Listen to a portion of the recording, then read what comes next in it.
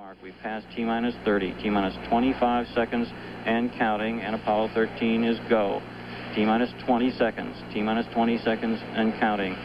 17, guidance release, 15, 14, 13, 12, 11, 10, 9, 8. Ignition sequence has started. 6, 5, 4, 3, 2, 1, 0. We have commit and we have liftoff at 2:13. The Saturn V building up to 7.6 million pounds of thrust, and it has cleared the tower. This is mission control. Here we go.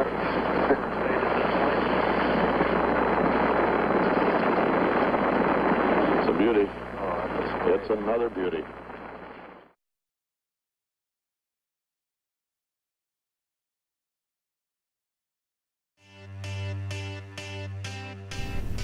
Welcome to West Michigan Aviation Academy. My name is Larry Fisher. I'm the Dean of Student Life, and I'd like to host you on a tour.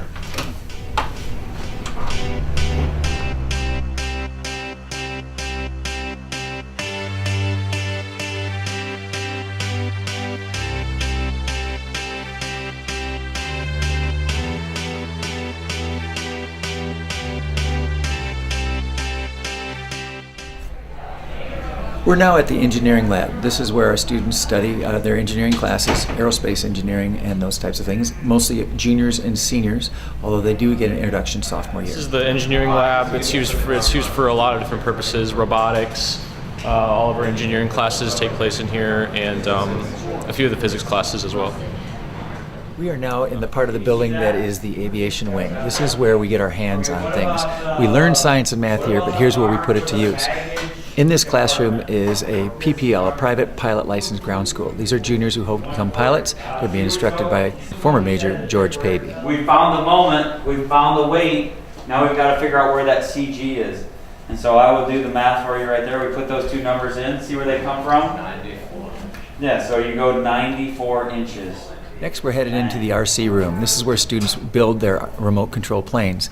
They work with former pilots, some of them are parents and grandparents, where they construct planes, fly them either at the KRAM, which is a flight place outside of the school, or they fly in the gym.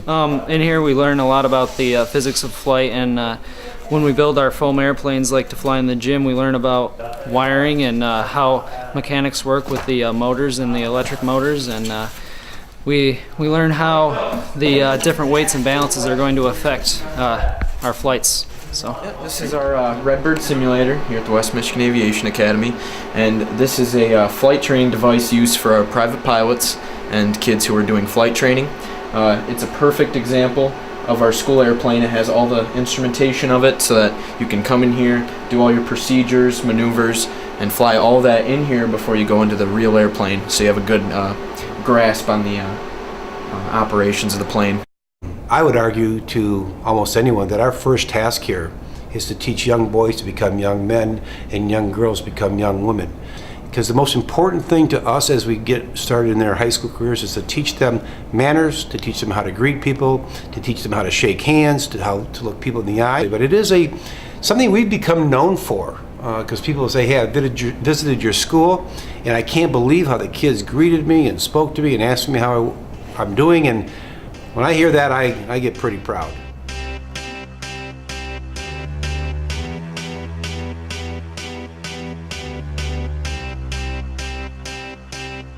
Well, the environment is very peaceful, and it's a lot different than the other schools. I mean, it's great because there's kids here from districts everywhere. I mean, I have a friend that lives in Sand Lake. I have friends that live downtown Grand Rapids, Wyoming. Kids come from anywhere. They can hear about this school. It's not something you have to pay for.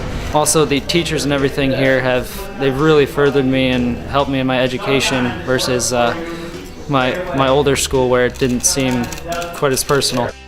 Matter of fact, yesterday I got to go flying, and I know I would not be able to get that hands-on career activity in another school. I went to a private school my first 2 years, and then I went to a public school, and I didn't really like either of them. There was a lot, especially like academically, just like messing around and stuff, and I just really like to get work done and like get good grades and excel. And so since I've been here, I'm in an environment where I'm a lot more surrounded with kids who like to learn the same way I do. The attitude of the students here is different too. You know, everyone's more mature and they take school seriously. I think one of the most priceless things is whenever me and my dad go flying, other pilots who we talk to will start talking to my dad like he's the one flying, and my dad will be like, no, he's the pilot. So that's always rewarding, and it's kind of a cool feeling.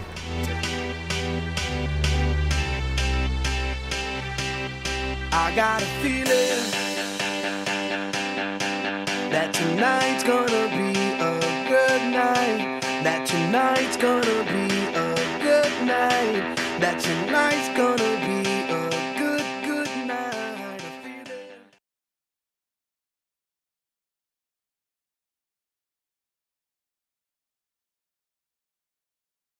We're now coming to the moment, the last moments of Apollo 13 as it comes in, as it begins its re-entry. The best thing we can do now is just to listen and hope.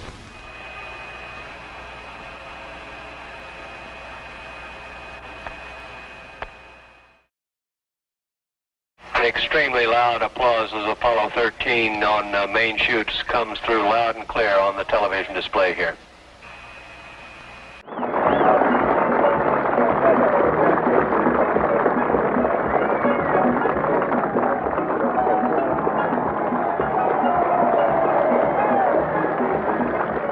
From the start, the exploration of space has been hazardous adventure. The voyage of Apollo 13 dramatized its risks. The men of Apollo 13, by their poise and skill under the most intense kind of pressure, epitomized the character that accepts danger and surmounts it. Theirs is the spirit that built America.